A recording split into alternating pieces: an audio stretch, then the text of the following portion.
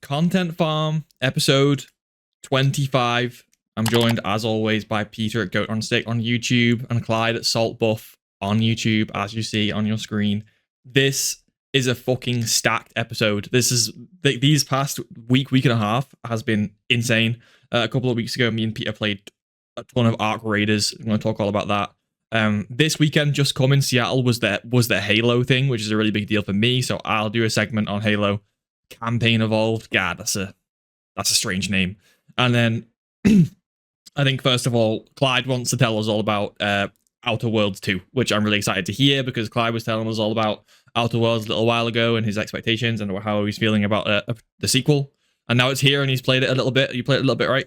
So I'm interested to. Oh yeah. I'm interested to hear about that. Do you want to just go straight into that? We have some other topics we might talk about, but let's just go. Outer Worlds 2. I'm so excited. I'm so freaking excited. I just want to say, no spoilers. I'm not going to be spoiling anything. Like, for anyone who's considering playing Outer Worlds 2 or is excited to play Outer Worlds 2, I am not going to spoil or ruin anyone's experience. I will just say, this is one of those games that you will find yourself laughing at throughout. Like, from the moment you boot... Oh, yeah, laughing at. The moment you boot the game up and it goes into its first little cinematic thing, you will be giggling like an idiot, having fun watching this game and playing this game. And that is an experience I wouldn't want to ruin for anybody. So if you're out there and you haven't, played Outer Worlds 1, maybe consider playing it. But I can definitely say, Taylor and I, we've been degenning it, Outer Worlds 2 since it entered its not early access, I guess early access, middle last week. And man, we've been just smashing that for hours and hours. And it is fun. It is funny. The world is awesome. If you remember, I don't know if y'all remember, but the last time we talked about Outer Worlds, my big worry for the game was that the characters wouldn't be strong enough. I really didn't like a lot of the characters from the first game. I thought the companions were quite forgettable. Honestly, I think they've resolved this. At least we're still early days. We're still very early in the game, so we're still like end of first planet, beginning of second planet thing. But the characters we've met feel a lot more fleshed out and a lot more rounded, and they feel great. The dialogue is really funny. The gunplay is really funny. The perks and the flaws are freaking awesome. Like, the perks and the flaw system is just as great. And it feels like they leaned into it even harder this time around. Yeah, I mean, all I can say is, like, it's really funny, and it's a really good time. Yeah, I do have one negative. Can I put on my negative hat for a moment? And do you want to do that now? Because I have so many questions about what you said already. It's up to you. Go. What's the perks and the flaws system? What is that? Oh, okay, so it's a great system. So basically, in the first game, I don't know if you remember this, but in the original Outer Worlds, there were arbitrary stat points. Like, you would put points into your strength, dex, intelligence, things like that. Those stats no longer exist. The skills still have stats associated with them, but there's no longer like strength, dexterity, armor, HP, things like that. Now you put stats into the actual skills themselves, and there are dozens and dozens, probably upwards of 80 or 90 perks that can unlock while you're playing based on the skills you've unlocked. And the perks do pretty cool things. They do pretty interesting things to your gameplay. So, like, one of the perks that I'm beelining towards is I'm playing with explosives, and I love chucking grenades and shooting them.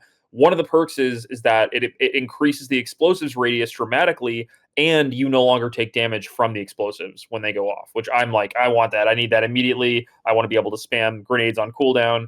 And there's a bunch of perks. There's like 80 perks. So there are some math talents in there. Math talents drive me crazy, but the thing that people really love in the first game, yeah, exactly, yeah, World of Warcraft bros here, no math talents.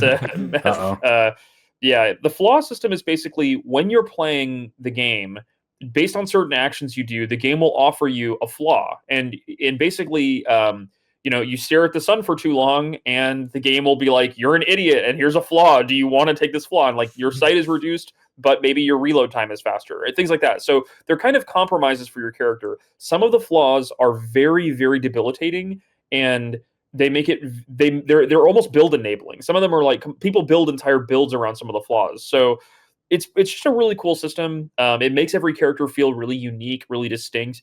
And the joy of a game like Outer Worlds and Outer Worlds 2 is that it never really takes itself too seriously. So you don't feel too bad when you're, like, doing random, insane crap throughout the game while you're running around, on a hobo murder spree or anything like that. So it is overall just incredibly fun, and the world is great. The graphics are great. Oh That's boy, so D-Gen interesting. hours activated. So, based on what you just said, does it kind of work like, let's say for example, you love using like a shotgun? I don't know if that's like if this is going to be applicable. So if you like use a shotgun all the time, would something come up like, okay, if you try and use like a sniper rifle, it's going to be like inaccurate? Is that like an example of the kind of thing you're talking about? Yeah, things like that. They're trade-offs. All the flaws are Trade-offs. trade-offs. Like one of the ones that Taylor got offered, which is so funny, and I think people will get offered this one quite early, is that he was crouching to sneak a lot, and this was also I think shown in one of the trailers as well. But basically, the flaw is that it's like, oh, you hurt your back while you're crouching, and if you crouch, your bones pop and make a sound for everyone in the area to hear, but you move What the much fuck? faster while you're crouched. So while you're crouched, you can move around really, really quickly. But the first time you crouch in an area, your bones pop and everyone can hear it. And it is kind of a gross sound, but there's many of these like silly flaws in the game that are just so funny, and they're so interesting to consider. And yeah, there's one that's like the game even warns you, it's like, you're really flawed and you must accept all flaws that are offered to you. And it even tells you, do not do this on your first playthrough. You will have a bad time. Like God. it is like if you have to accept all flaws, it will make your game very, very challenging. So Yeah. yeah, it's wild. And the writing is great. The hamminess, the campiness of it is like dialed up to an 11. Oh, it's so good. It's really, really funny. Like, That's nice. oh, geez. I would love to be a fly on the wall in the room when y'all get to play it for the first time and just watch the opening cutscene and see how hammy and campy it is. Like the writers and the directors of the game clearly went back to like 80s serials or 70s serials of like, operas, and like they watched those like things where people were like, I'm a directorate space agent and I'm here to serve justice. It's really campy and really hammy and really over the top, but it is just so much fun, and it's all silly and great. We're really, really enjoying it right now. I would say it is a very solid game. When people get their hands on it, I think they're really going to enjoy it. And just go in as blind as possible. Play as little or look up as little as you can, and I think you'll just have a great time with it. So how do you compare this to the first game? I don't just mean in terms of like good or bad. I mean just like in terms of just in general, like what's different, what's the same, what's better, what's worse. The opening is way better. The opening is super slick, and they do a really great trick with the writing, and I don't want to spoil it. The characters are better, the graphics are better. There is one thing that is not better, and I am going to rant for a brief moment about this. Go And ahead. I apologize in advance, because once I put this idea in your head, it will become one of those things that you won't be able to not see, and you will see it forever in any game you play for the rest of time. So I am ruining thousands of games for you, so be warned. All right. Freaking companies, companies like Obsidian and Bethesda don't know how to have organic conversations to save their lives. For companies like Obsidian and Bethesda, the only way characters can talk and exchange dialogue is they literally walk up to each other and stand flat armed looking at each other like and then you zoom in on their face, and it is so flat and it is so unnatural. Even when a voice actor is delivering like I'm so mad about this, I'm so angry, and his arms are straight down on his side, I'm like it is so stiff. And it's like, I recently watched, like the opening of Cyberpunk 2077, where V goes down and has like noodles with Jackie Wells, and he's like eating this soup with Jackie Wells.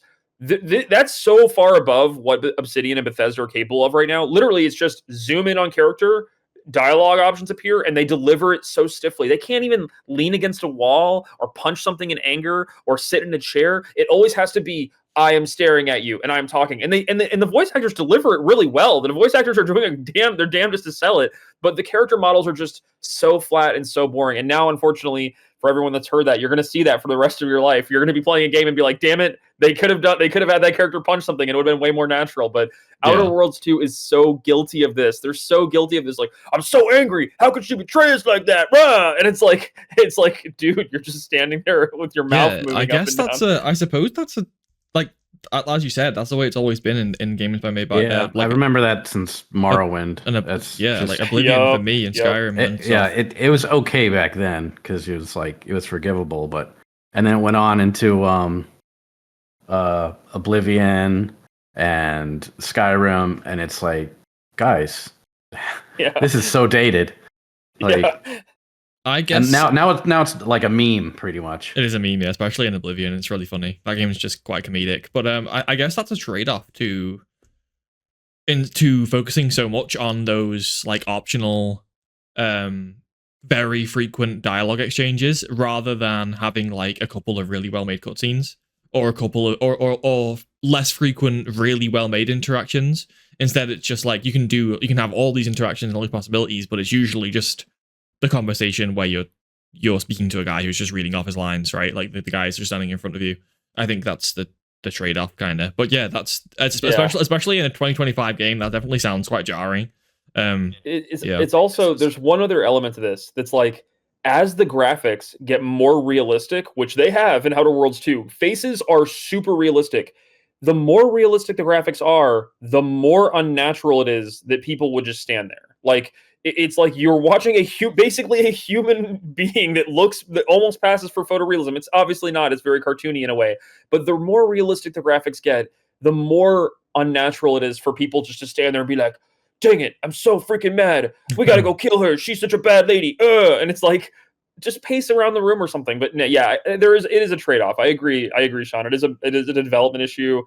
I don't know. Maybe AI will solve this problem and let them animate people around the room or something. I don't know. But in its current state, it feels super dated. And in playing Outer Worlds 2, I can't help but bump on it. Like, I'm like, 99% of the conversations are just zoom in on face and they just deliver information to you. And the writing is funny and the voice acting is funny and those things rock. And I'm glad that they're 90% of the way there. It would have just been freaking amazing if they could have like unlocked the camera or had people move around the room or do something other than just emote, expositing at people. That is my one negative, but the gunplay is better, the perks, the flaws are better, the world is gorgeous, the writing seems better.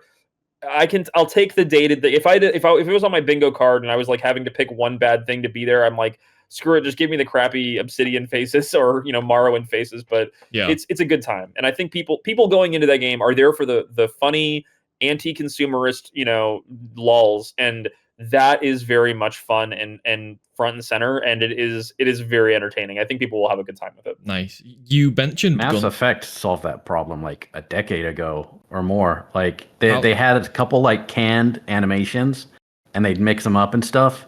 And you'd start to recognize them eventually, like, oh, they're doing this movement again. Yeah. But just those little slight movements, they just added so much, and you didn't even pay attention to them anymore because they were just. That's so true. That's a really good comparison because not only it's they do like gestures and stuff like you just said, but also like Mass Effect has really good use of like the over the shoulder camera and just certain like dynamic cameras in dial. And they'll use different angles and like person.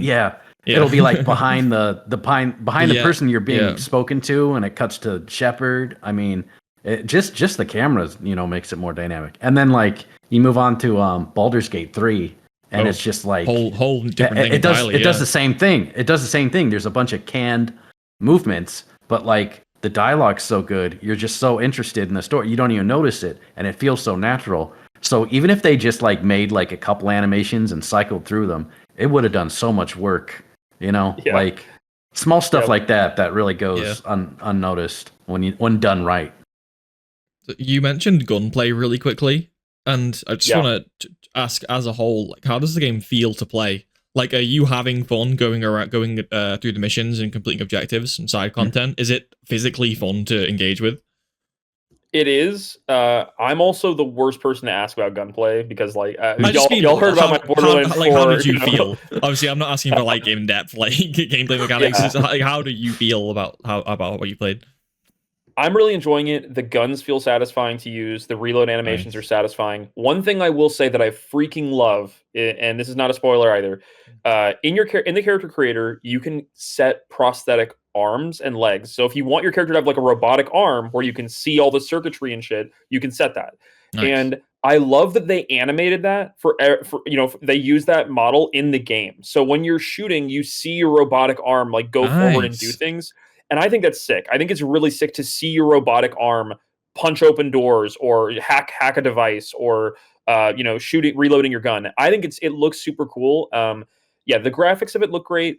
We're still early in the game, so we're only like first planet, so we haven't found a lot of the iconic science weapons that made Outer Worlds 1 really special. Like I love the science weapons, so I'm going to have to report back on those. But so far the writing, the gameplay, the moment to moment gameplay, very fun. The dialogue choices are hilarious. The writing is just, it shines, and it's exactly like Peter said.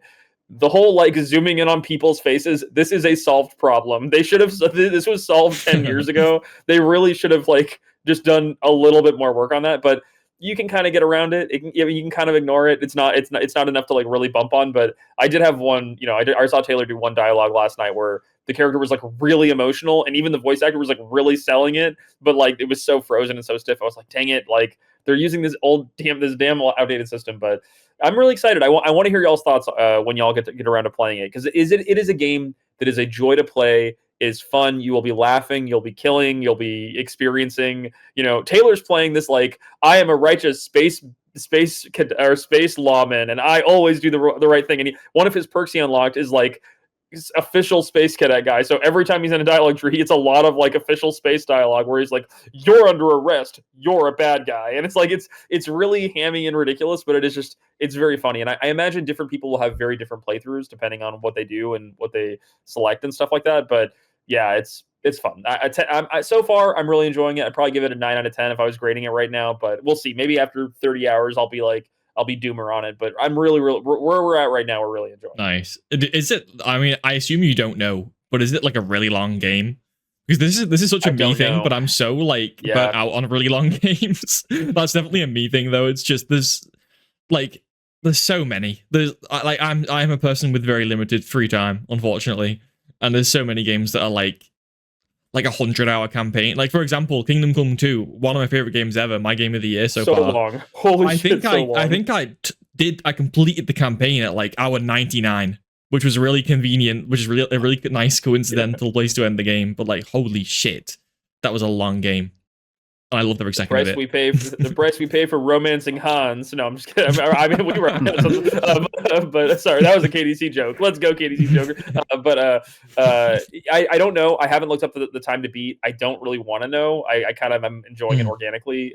So of course, if you'll know, feel free to throw it in the comments. But definitely don't spoil that for us. But yeah, I agree. It would be nice if this wasn't a 90-hour slog, and I don't think it will be. These game, like the first game. Game one dragged on a little bit at the end, but hopefully they've learned those lessons. It seems like they've learned a lot of the lessons from the first game in respect to their writing, in respect to the character development. That is the big one that really blew me away right away. I was like, oh man, I like these characters way more than I liked the characters in the first game, and I care about them more already. And I'm like, I am already having I'm already like enjoying those characters a lot more than the. It makes such a big difference. It makes such a. And I actually have a perfect comparison for this because you're talking about Outer Worlds. I keep wanting to say Outer Wild. That's not Outer Wilds 2. That's a different thing entirely. Yeah. Outer Wilds 2 would be sick as fuck, but that's not what I'm talking about. For example, how you're talking about the fact that like being invested a little bit and not attachment, but like just caring about characters and stuff is a really big, really big motivator. Like it's underappreciated. That's the entirety of Mass Effect, because the gameplay in Mass Effect is notoriously very mid, but everyone just pushes through it because you want to get the next dialogue option. Like I was just running through levels waiting for the next dialogue option, which is the opposite of how I normally am when I play any other game, which is just a crazy thing. But I have such a good comparison. Like for like KCD 2 and from what you said, Outer Worlds 2 have that so much that you notice when it's not there. And one of the games I played recently where it's been lacking is Ghost of Yote, which is the opposite, where every time I'm speaking to someone or I'm doing that stupid thing where you walk and follow the NPCs around while they speak, I want to turn off the game really bad because a lot of the characters in it aren't like grabbing me. And when I accidentally walk over to a story mission sometimes and the cutscene starts playing, I'm like, no, I didn't want to trigger this right now because I just want to go and kill some motherfuckers. So that's an example of the opposite. That game, Ghost of Yote, is really fun. The combat and the animations and just like the blood, the gameplay and the new weapons is so fun. But every time the game slips into like dialogue or attempted like character interactions, I really just want to get off the game. Like, I saw, yeah, to that point, I saw one where it was like Taylor was playing it, and what was it? It was like Taylor was like walking around, and there was like a farmer guy that was like, help me! These bandits came and attacked me!" And it started this like long, "Okay, I will follow you slowly, and we will go kill these bandits, guys." And it's like, what are we doing for the next 20 minutes? Like, I don't want to do this. Like, no. I will say this: the landscapes in that game are drop dead gorgeous. Oh, like, I don't know if you. It's like, stunning. it's crazy. They both are. Yeah. Tsushima and Yotei are just stunning games, and they're perfect. They're perfect examples of art style over fidelity. Even though fidelity wise they are very good, they're not as good as most people think. Because while the art style is so strong that the game looks unbelievable. But, you know, if you were to compare it to, like, The Last of Us 2 or, like, Red Dead 2 or something, you'd see that they're actually, fidelity-wise, they're probably quite similar. But Ghost of Yotei and Ghost of Tsushima look like next-gen games because they're so pretty. Like, that it's just, the art style is just phenomenal. Like, everywhere you look in Yotei is, like, a screenshot. I think I filled my fucking my original PS4 Pro with screenshots from Tsushima when it released. I had hundreds, and each of them were, like, a work of art. Like, God, yeah. Anyway, that was I don't doubt it. Peter, have you seen Ghost of Yotei's like screenshots and landscapes? It is mind blowing how good like the snow covered peaks and valleys look. I'm just like I'm looking at it like, oh my goodness, this looks so freaking good. Their landscapes team, like they crushed it. I mean, I didn't see Tsushima, I only saw Yotei, but it's pretty wild. They look, in terms of art style, they look very similar. Although Yotei is leaning more into like the yellows, and Yotei. I don't know if you've seen much of Yotei, Clyde, but it has a lot of like huge open spaces where you ride the horse for a long time. Yeah. Tsushima wasn't really like that. Tsushima was more similar to like an Assassin's Creed where you would ride there was fields and stuff, but Yotei is just like acres and acres of fields for like a lot of the game, which is new and I kind of like it. It's different, but and that just looks so nice. It's leaning into the yellows and warm colors, and it's a different vibe. It's a slightly different vibe to Tsushima. Taylor was in the snow area, or one of the snow areas. I don't know if there was a lot of snow areas, but he was like, he pulled me into the room and he's like, look at this bush with snow on it. And there was a bush with snow on it. And as he bumped into it with his character, the bush shook some of the snow off the branches of the bush. And he was like, look at this bush fidelity. I was like, oh, wow, that's out of context. Oh, dang. Bush fidelity. Definitely. Yeah, Outer Worlds 2 is a looker. It's not a looker in the same way that Yotei is a looker. It's not that level of pretty. It is pretty, and it is a joy to look at, but its real strength is in its comedic writing, its funny scenarios, its funny characters, funny outcomes. And for that, I think it is a good time, and I think people will really, really enjoy it and have a good time with it. And it feels like an overall improvement over the first game. So, yeah, I mean, I'm very much enjoying my time with it, and I hope people give it a chance and enjoy it. Very good. Well, we'll get back to you on that next week, because I want to see if that how your feelings change or resume on those things. That's very interesting. So last weekend, the weekend before, it's Monday now, the last weekend before that, me at the Arc Raiders Server Slam was on, which was basically they opened one map and they were just encouraging as many people to play it as possible. You just applied for the playtest on Steam in one click and you got accepted, and then and you could play it on console as well, obviously. And God, is it phenomenal, Peter? I know you're a massive fan because you played like the actual beta a while ago and you got hooked on it. Yeah. I remember you telling me it's like the best game of all time, and I was like, "What?" Yeah, you're just like, yeah, okay, whatever. Yeah, I was like, okay, whatever. It's an extraction shooter, like, come on. And it's really funny for me because I historically just struggle with battle royales and extraction shooters. You know, games that have stakes, games where you're not guaranteed to like do well, games where you're not guaranteed to just go in and kill loads of people and win, because it's one of them things where there's only a few winners and so everyone else has got to be a loser. That's like the premise of those games. But God, is this game fun?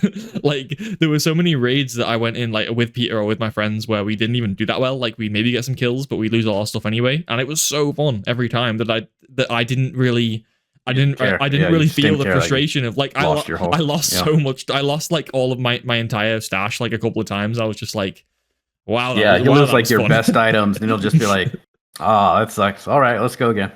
Yeah, and one of the things that they give you a really nice free scav system, right? Where you get like just a shit gun, and you're obviously with the intention of going in and just getting a kill, which means you'll never be like out of the game. Like, even if you lose your full stash, you can scav, and all it takes is one dead body that you loot, and you're back in. Like you're back in, and you're back in, just like that. Yeah, just like that. And the gunplay is so that even with upgraded stuff, it's still a fairly even fight most of the time. Like you get like a little better accuracy or a little more ammo, but you don't really jack up the damage or anything like that. Get OP weapons. Like it's and if you do get better shields, then you move a little slower, right? Yeah. So there's some balance there to stuff. It's really well designed. The gunplay just feels so good.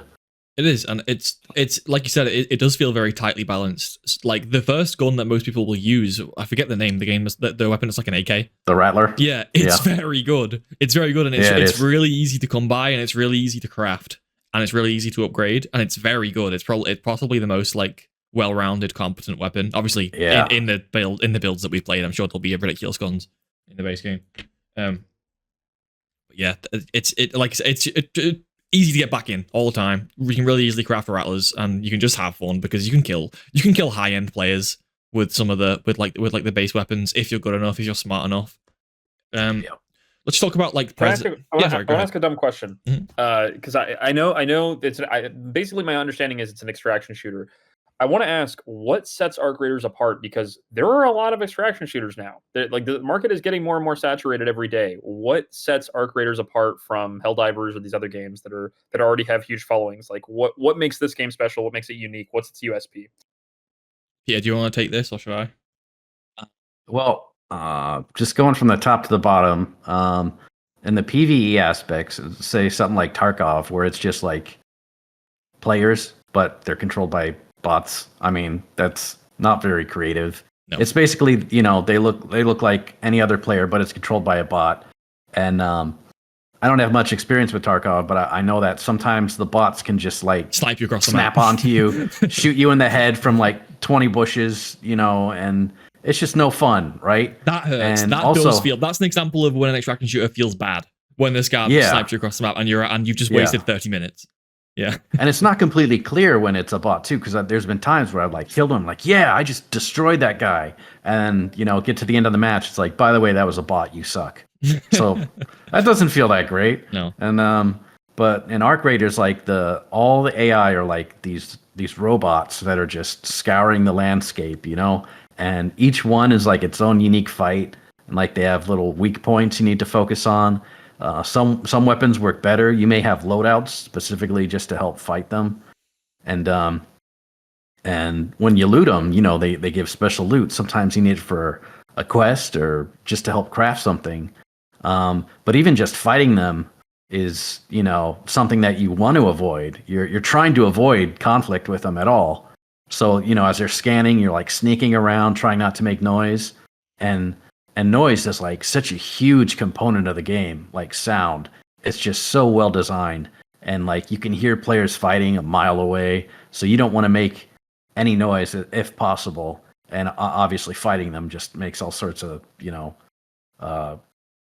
just sounds for everyone to draw the whole map towards you. It does. So there's a lot of important gameplay aspects of it. And that's is it like Tarkov in the sense that like, if you die, you lose your inventory, or is your inventory? Yeah. Oh, it is like that. Oh, dang! That's why those are big boy extraction shooters. Yeah, that's why I was kind of mentioning before how it's the free scab, which basically means you can get, if you want to, you can load into a level with free stuff that the game just gives to you.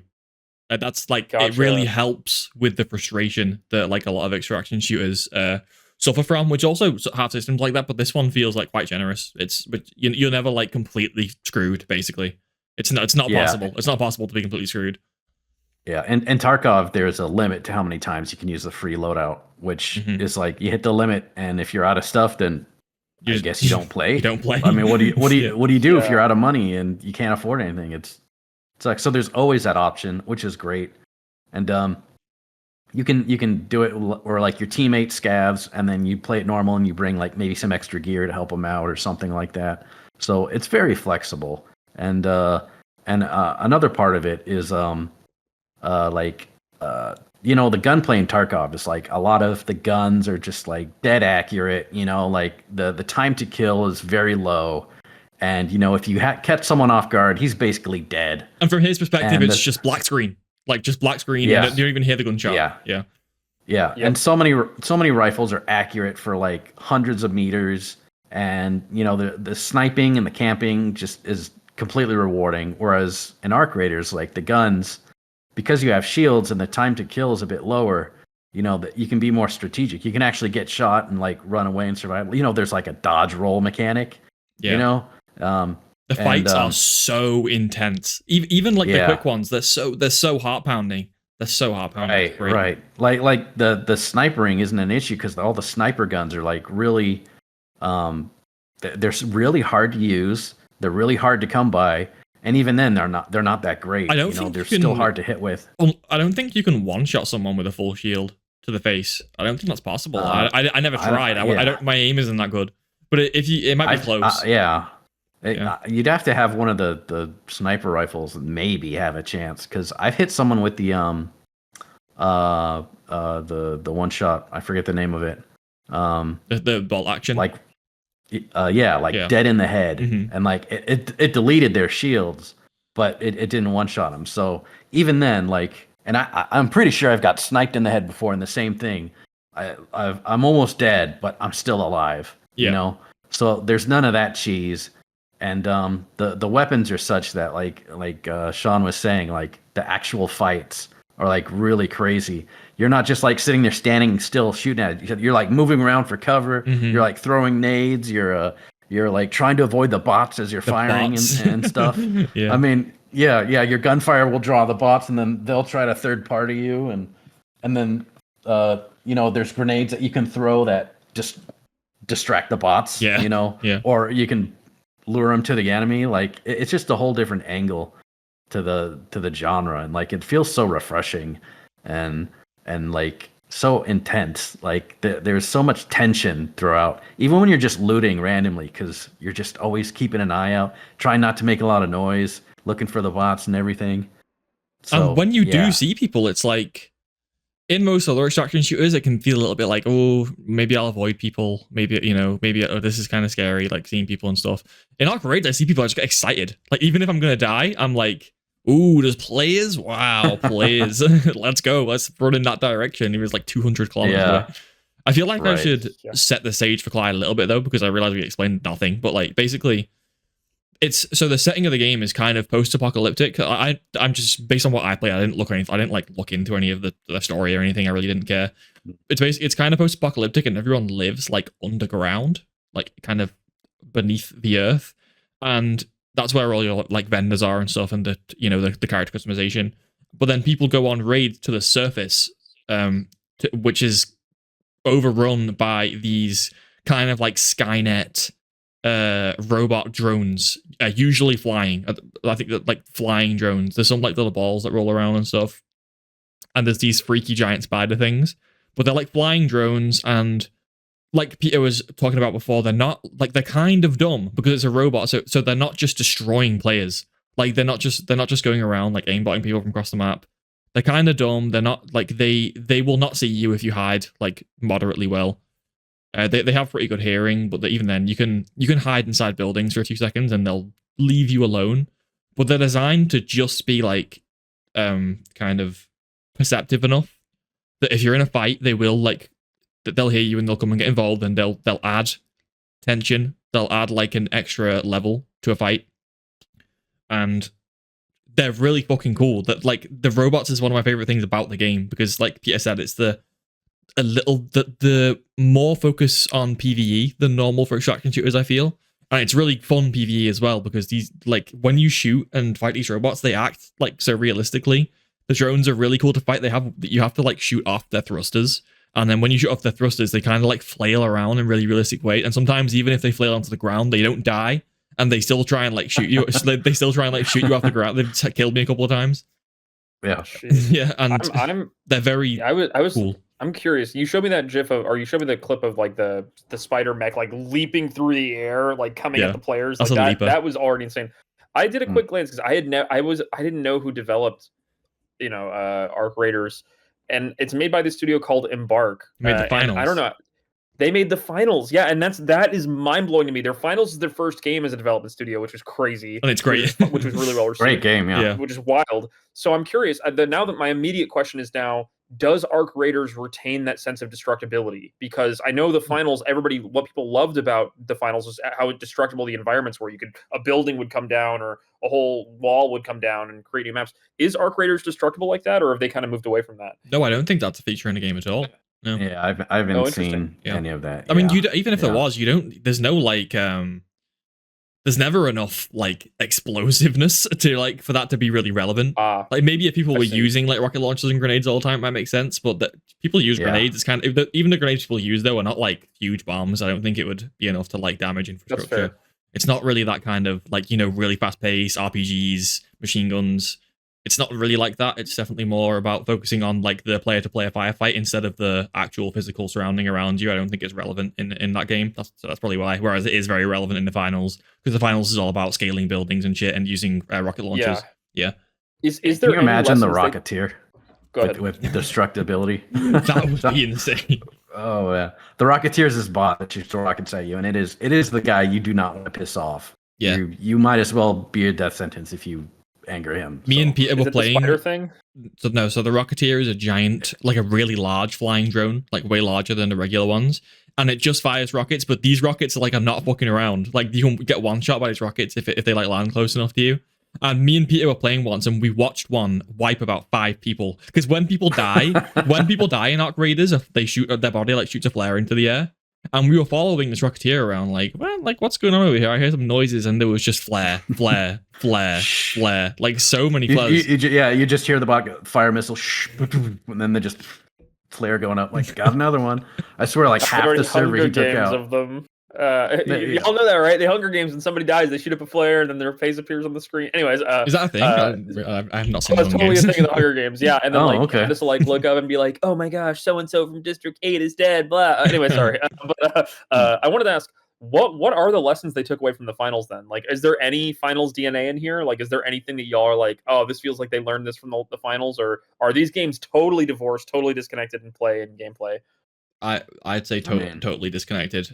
If I didn't know it was the same company, then I would never have guessed, because it's a completely different game. Although apart from the fact that it's extremely fun, which like the finals is, so that carries over. Yeah. But nothing else at all. It's very different. It's slow paced extraction shooter, no destructibility, no fast movement, which the finals is an extremely fast moving game.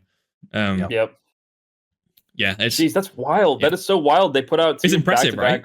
Banger. It's really impressive, and they're different games. Like they're not the same. Here's the thing: they were working on Arc Raiders before they made the finals.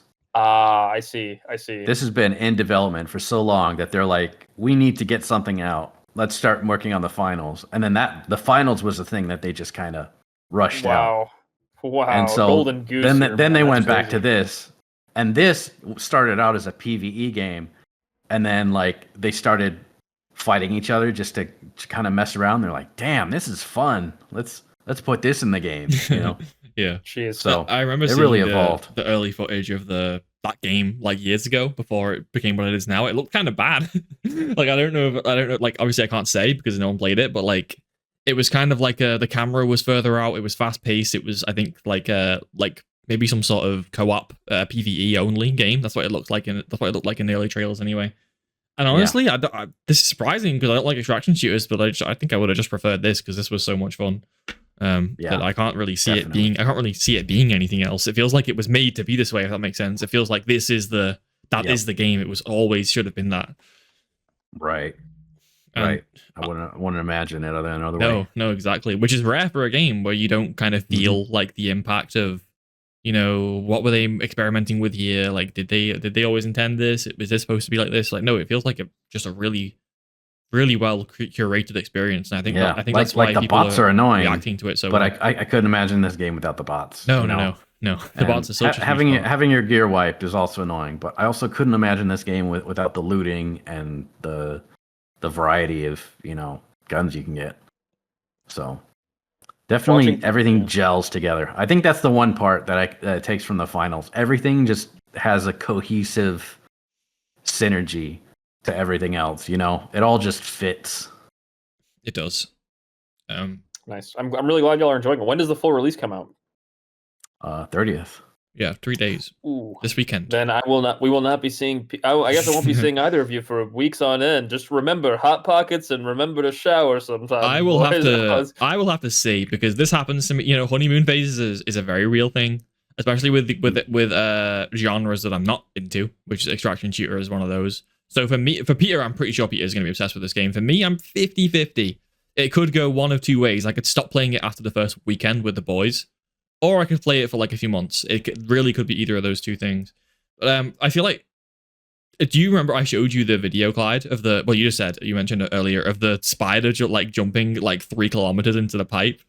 Like, it's really hard to believe when I say this, but the whole game does feel like that, which is hard. Wow. That's like, it's hard to believe because it's so, like, AAA games, like AAA games, like Call of Duty and stuff, like don't feel that cinematic. They never do. This game, just because of the tension and because of the stakes and just the cinema, the graphics, the lighting, like everything comes together and it just feels like you're playing in a movie all the time.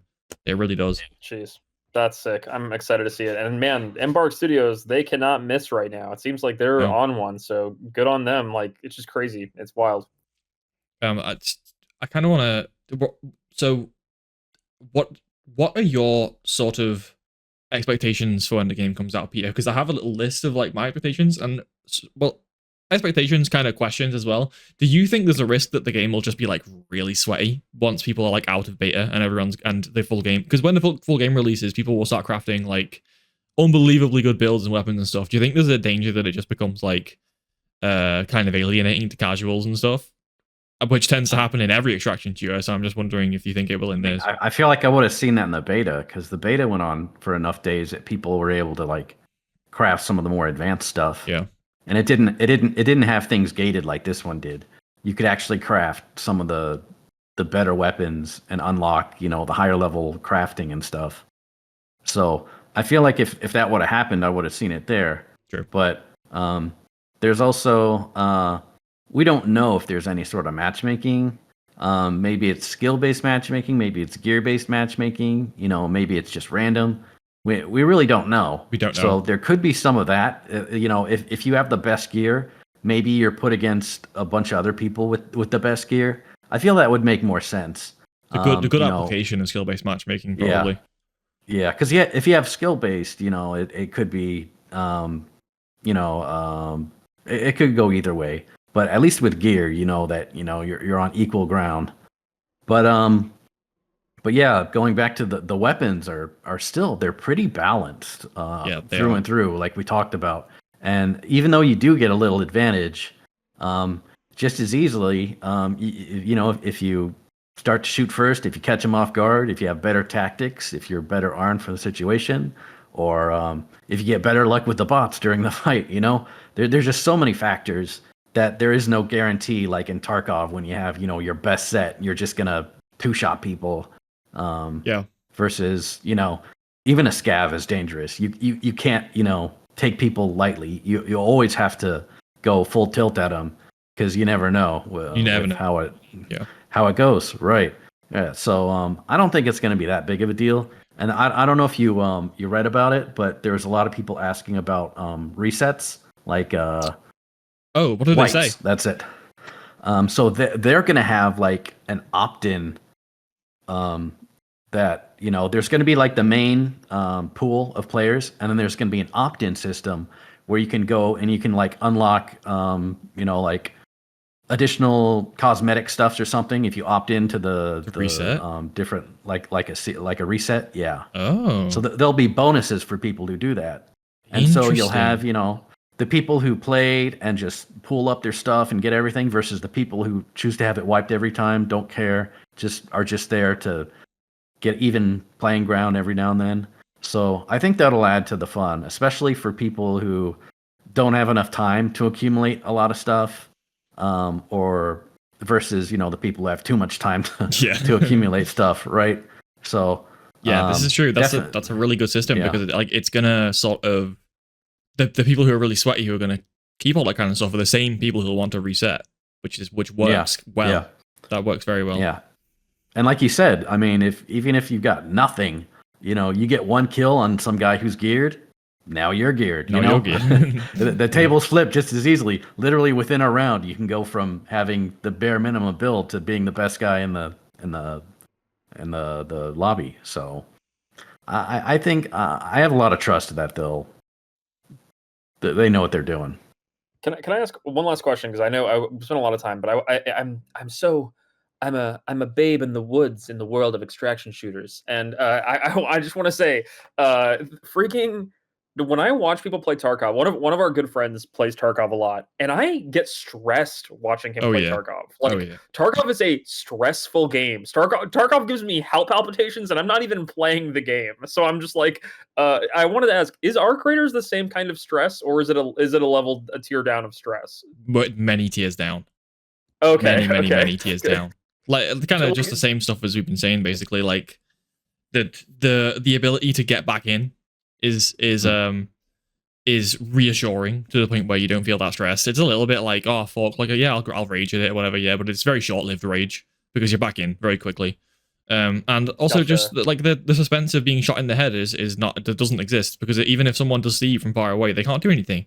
What are they gonna do? Like pop at you with the bolt action? You're not killing anyone like that. That will never happen in that game.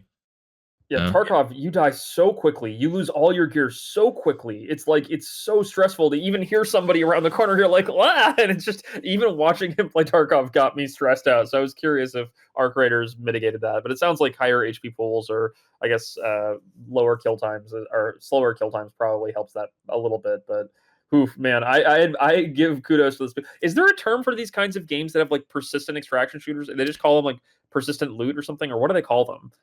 What do you mean by extraction shooters? That's pretty, yeah. Yeah, I think that's a strict genre. Just extraction shooter. I think so. Yeah, and this is definitely because it was, people were like glazing it so much that I was like, oh, is it not like a legit extraction shooter? Like, why is it so popular? Because I feel like they're always like difficult. But no, it actually is. It's a legit, like in every sense of the word, extraction shooter. It's just a really good one. That's why it's like resonating so well with people. It's probably the best. Yeah. It's my favorite one. The giant robots are sick. Keep sending me those gifs of people screaming, running away from giant robots, and 10 out of 10, I'm invested. I'm scared to see like what other giant robots are in the game. I think Peter told me that there might be fucking giant like skyscraper-sized spiders, because I mean there was a couple of dead ones. There was some dead ones on the map that we were playing, and I was like, please never be alive. Like, just please never be alive. I don't want to deal with that. About that, you would need more than three. You would need more than 3 people to kill something like that, surely, because the Rocketeer is too high. I think I might have killed it once, the Rocketeer, but it probably killed you first most of the time. So I don't want to deal with anything bigger than that. Like, oh my god. I don't know if you saw the bastions, which are just like spiders with chain guns on them. I think you heard them one round.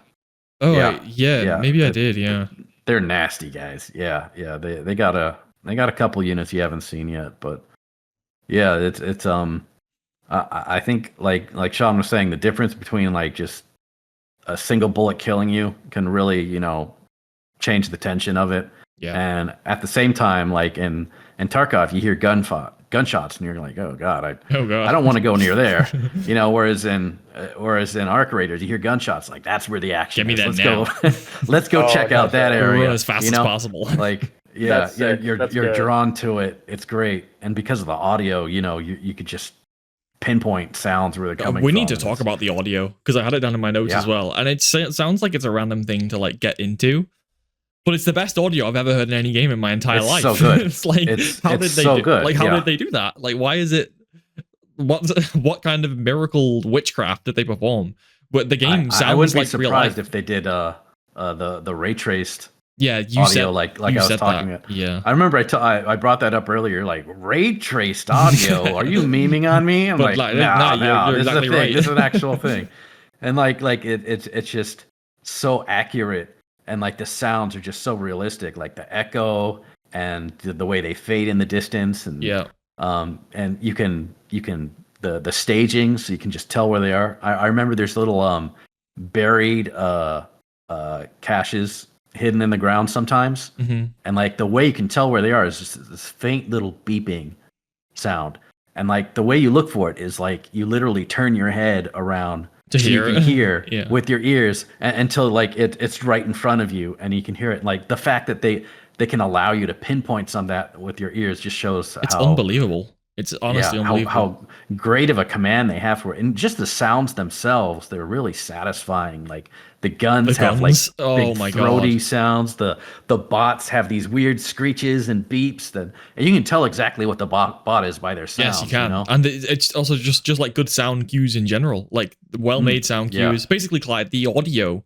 like the directional audio, whatever the fuck they did, is so accurate that like you can hear footsteps. Or so imagine you're in like a square, like a square corridor that loops back on itself. If someone's walking on the other side, you can hear exactly, like, even though it's a faint noise, you can just tell by like the reverberations from around the corner, like exactly where people are. This happened frequently because there's a lot of like corridors and stuff, and you can hear exactly, even if they just step on some glass, like you can tell exactly where it is. I remember there was and you one can time, tell if they're like above you too, yeah. which is crazy. Jeez. And there was one time me and Peter were like down. Remember when we were down that staircase in that little room and we were kind of trapped down? We just killed some people and we were looting them. Yeah. And I was telling you, like, above, like up the stairs through the hallway through a door was a locked door that has like a barrier on it that someone has to break open. And I was going, Peter, I can hear someone breaking open that barrier because I can hear exactly where it comes from. And then sure enough, and they fucking come, like, just and then before they even got close to us, me and Peter were already like sneaking up the stairs to try and get the jump on them because we knew exactly what was going on, because the sound cue of opening the door is like very specific, and the direction of it was like you couldn't mistake it. And as long as you have like any fucking, I don't wear a nice headset, but like it was unmistakable, extremely good audio. It's pretty wild. That's pretty cool. That is pretty neat. Spatial audio. Let's go. Is that enough glazing arc raiders? For now. Next week. Well, it'll be out next week. It'll be out next week, so we have to fucking say something. But obviously, I think we fucking hit the nail on the head, really. Although I will say, all this glazing we're doing, Clyde, was one map. The game has like 6 maps in it. Am I right? Mm-hmm. There's so many. Yeah. You haven't seen any of the other maps. I haven't seen any. I've only played on one. Damn, I think Damn's one of the better ones. But like, yeah, there's like Spaceport, which is great, and there's like a city, which is like a bunch of multi-story buildings all clustered together with a bunch of bots roaming in the middle, and the greatest part is the maps have different versions, like the nighttime, like the nighttime version, which there's more bots, they're more alert, but the loot is better. So very interesting trade-off there. That's so much stuff, really, isn't it? Like the most expensive AAA games don't do stuff like this. Like there's so many maps, and they have like the night variants and stuff where they altered like the AI, and they altered the amount of players, and they altered the loot spawns. Like if you love this game, you have so many options of things to play. So many. And they have different weather modes, like it can rain, or it can the rain's really cool, cloudy and misty. The rain's really cool because it completely changed the way you play the game, because you can't hear outside anymore, and it's so hard to see. It does. It's so hard to see. It does. Like the sound is so important, and yet it muffles it. So now it's like completely different. And oh man, like you'll be walking around outside, and because the rain is so torrential, the sort of range of where most people can like perceive another person is way shorter, which means you'll end up just being like, is that a guy, or is that like, it's raining so hard right now, like the dirt is like splashing everywhere, it's kind of windy, like, is that a guy, or is this like that's so realistic. And you're seeing like drops go on the screen, and you're like, was that a player head just now, or is it a raindrop? And what are they called? The little dust balls. The tumbleweed. The tumbleweed. That's actually a meme. Like someone actually, so someone made like a little some OC art. It was a little arc robot that looked like a tumbleweed. No. And then when it stops and it unfolds, like a droideka from Star Wars. Yeah. I'm like, that's brilliant. That's basically, Clyde, the game has like a lot of tumbleweed in it, and the tumbleweed is just basically, from a distance, it just looks like a little black thing that's about like waist to head height moving around. And it's just like I like aim at it every time I see it. I'm like, shit. Yeah, out of the corner of your eye, it's the exact kind of moment that you're like, was that a player? And like they have like little leaves blowing in the wind that you'd think is like a player in the distance or something. They do it on purpose too. They do it on like, purpose. There's no way that's on accident, because it's so intentional. Like, it's so specific that it's, and I like it because that's what you get. But the weather changes. It's another. It's a factor that you can't account for, because that's how it. That's how it is. It's It's hardcore. It's And the kind of realistic. graphics are so good for what it is, man. It looks great. Like the textures and the models and It's unreal. So the next topic hits incredibly close to home for a couple of reasons. This topic involves not only the most important franchise to me, but the singular most important game to me. And that game is Halo Combat Evolved. So, over the weekend at HCS 20... Why is my microphone being weird? What's that? At HCS 2025, 343 Industries / Halo Studios, renamed to try and avoid controversy, hasn't worked. Your 343 Industries announced their newest addition to their catalog of games or failures so far. This is so... I'm sorry, this is so mean. I don't mean all that. But like, Halo Campaign Evolved was the big announcement that we've all been waiting for. The world's, the gaming industry's worst kept secret, because I think we knew about this so long ago. I think we knew about it when they announced a year ago that they were announcing a game. We were like, oh, okay, see you in a year for Halo fucking Combat Evolved. But yeah, Halo Campaign Evolved. It was shown in a trailer and some like 10-13 minutes of gameplay, and also community members were allowed to go in and play and record as well, so they all have like their own footage. Which is another thing I want to talk about, because there's certain people that I like a lot in the Halo community who didn't get invited out early to play, but all of the big YouTubers, such as like Jack Frags and stuff, who make like a lot of just like general FPS videos, were invited to play early. Maybe a little bit mean-spirited from Halo Studios. I think they should have invited like their core Halo members. I think that would have just been a good gesture. But that's, that's marketing, I understand.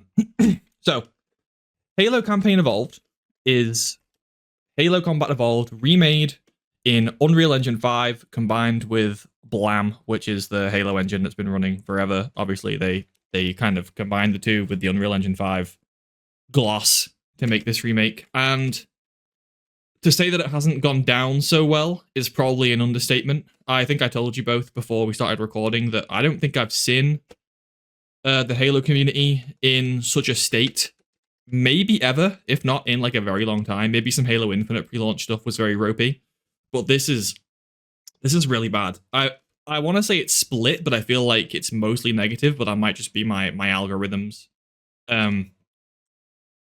Let's just talk about it. So, Halo Campaign Evolved is, like I said, in Unreal Engine 5, but there was immediately a few issues apparent even in the trailer, and that is that it is essentially an asset flip of Halo Infinite, which is not good, because the base expectation that I think most people probably had, myself included, and this wasn't even like a big high expectation that I was crazy excited about, was that it was going to be obviously you're familiar with like the Resident Evil 2 and 4 remake and like Dead Space and stuff, where it's kept the same vibe, but it's completely remade, like it's a new game. They built a whole game.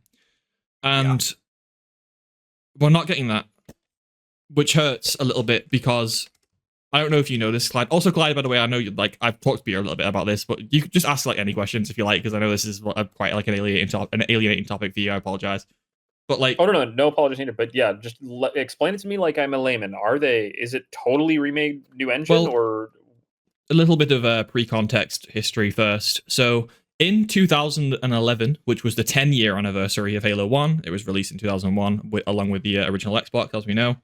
343 Industries, as their first game, they remade Halo CE using Halo Reach's assets.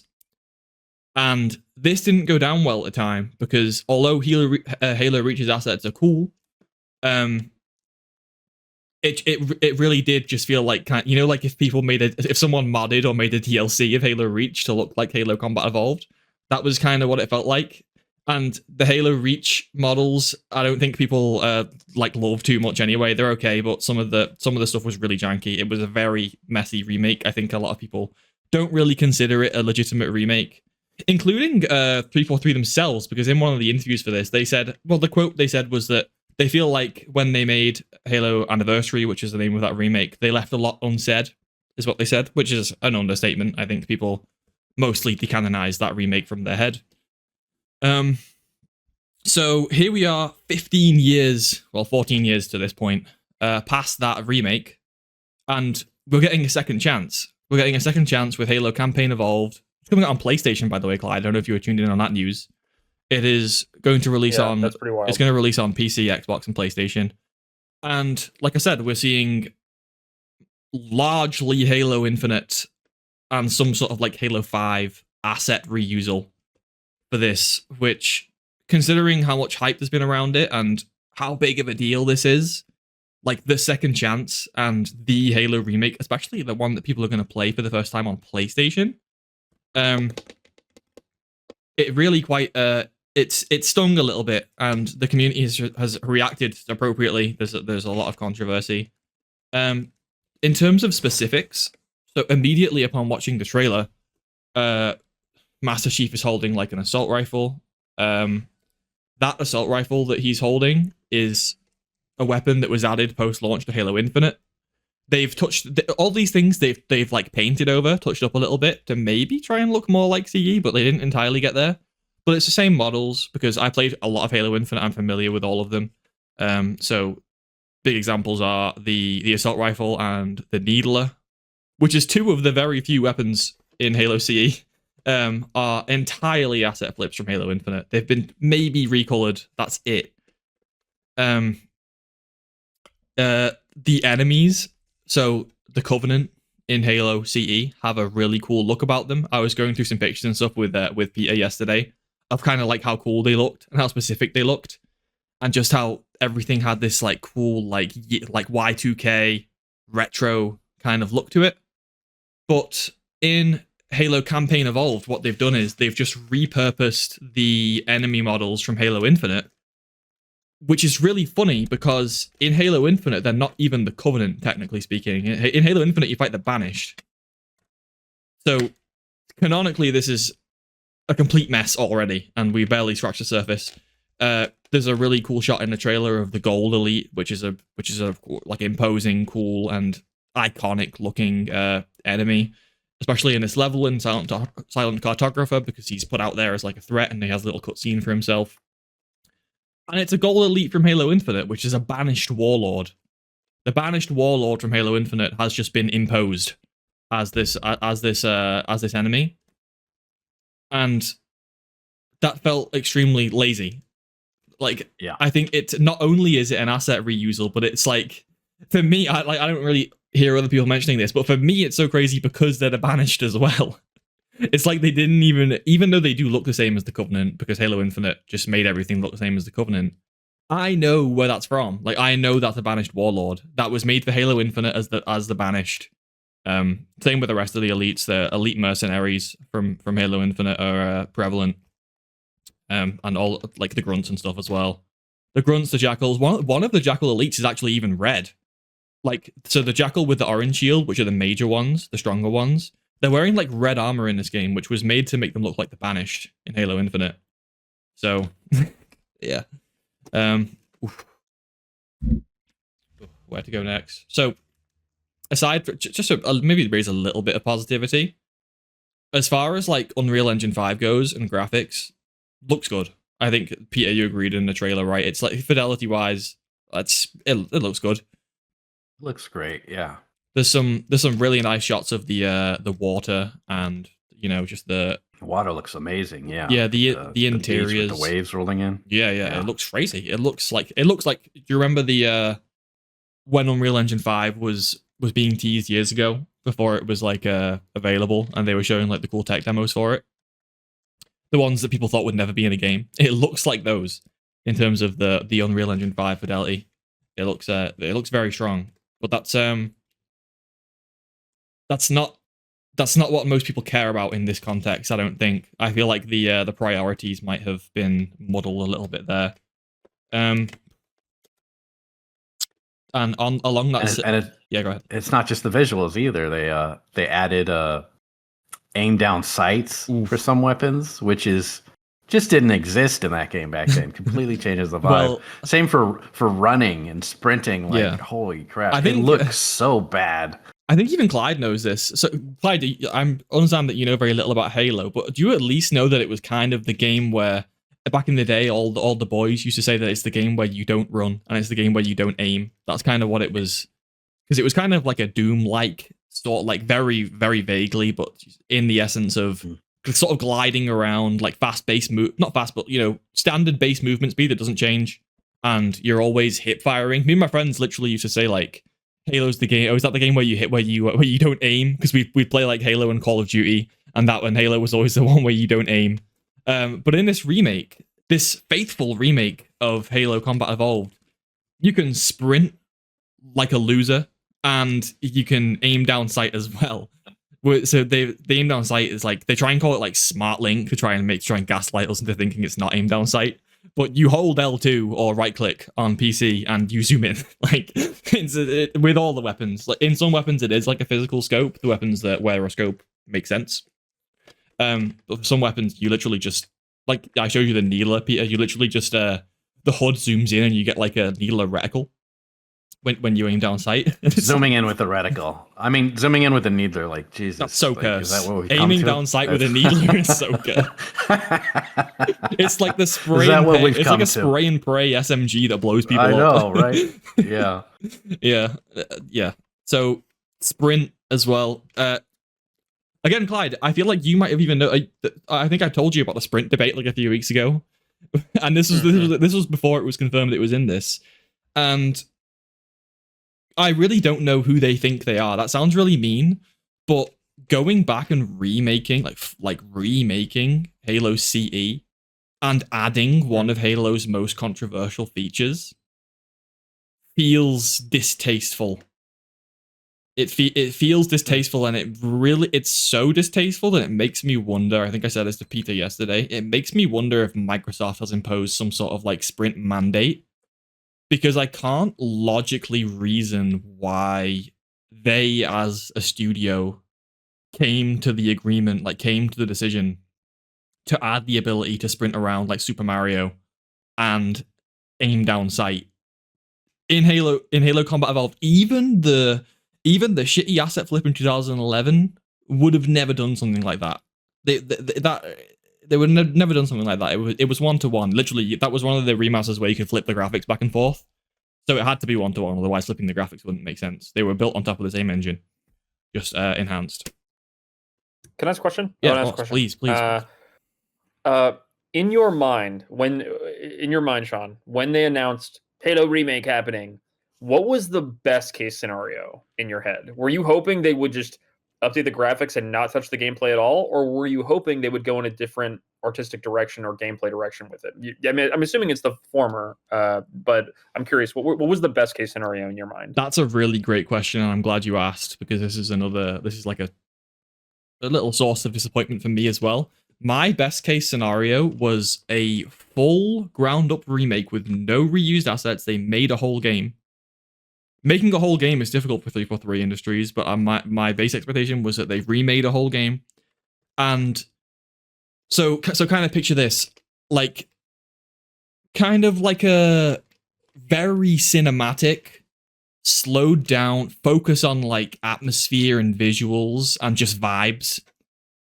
New cutscenes, new voice lines. Maybe they'd have to get like a new cast for this or something. I would personally would have probably been okay with that if it was for a tactical reason to get more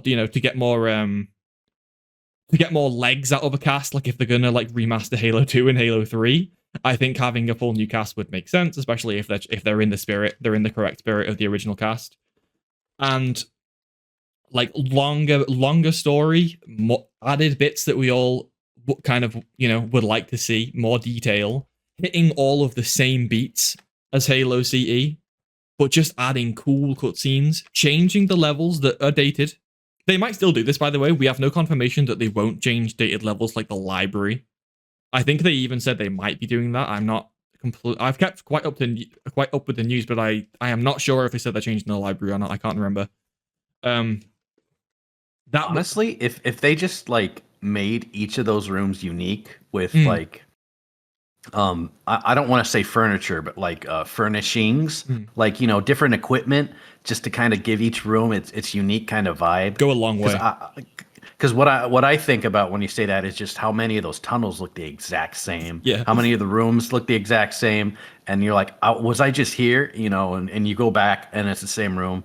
Like I feel like without deeply modifying the level, you can kind of fix that. They might do I would, that.